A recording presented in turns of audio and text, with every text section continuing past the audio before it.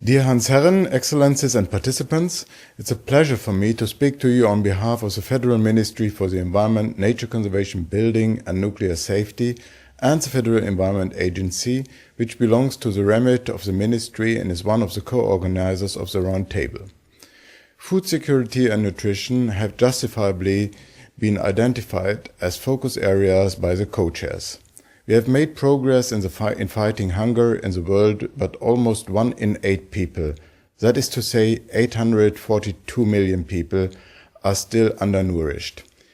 Even if we are lucky and able to meet the hunger target of the Millennium Development Goals by 2015, the elimination of hunger and malnutrition will remain key issues for us.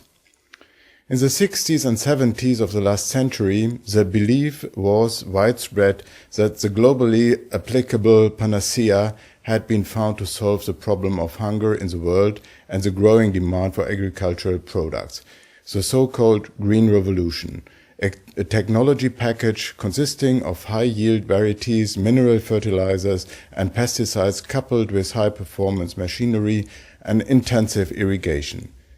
This led to considerable global increases in yields. Today we are producing unprecedented amounts of food, not only in the total but also per capita of the world population. But the number of people suffering from hunger in sub-Saharan Africa is constantly growing. That illustrates that undernourishment is not an issue of food production alone, but also one of food distribution, which cannot be solved by one-fits-all response. Past experience has also shown that these production increases come at a price that is not reflected on the markets.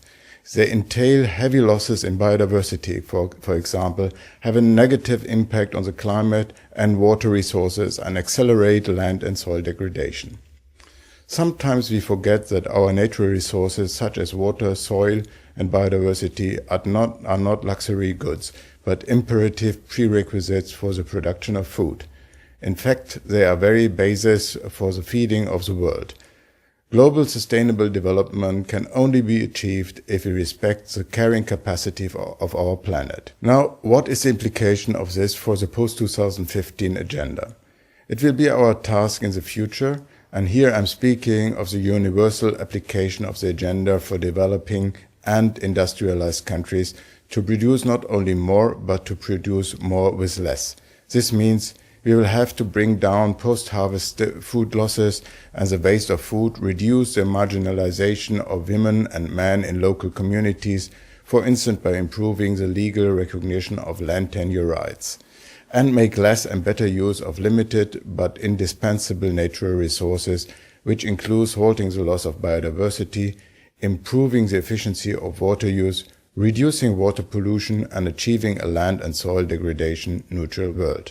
Often this can be achieved by surprisingly simple technical solutions, better socio-economic arrangements and good governance in general.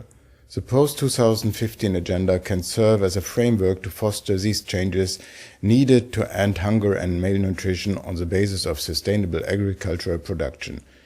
The Open Working Group on the SDGs is now facing the challenging task of identifying concrete sustainable development goals and targets. This requires a broad discussion of these issues.